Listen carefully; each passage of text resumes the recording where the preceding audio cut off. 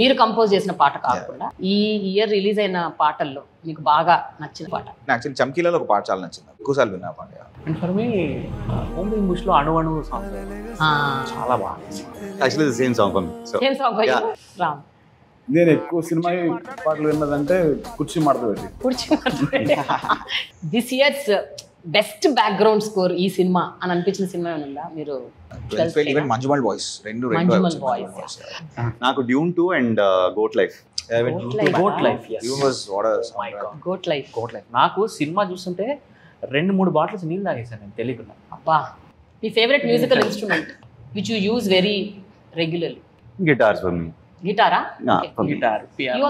నేను వాయించడం నాకు ఇష్టం లేదు, నేనైతే వాయించడం నాకు చాలా ఇష్టం. ఏంటది? ఏదైనా సారంగి అన్న, దిల్రుబా అన్న, ఫ్లూట్ అన్న, రామ్ వాయిస్తాడు flute. So your favourite instrument is flute?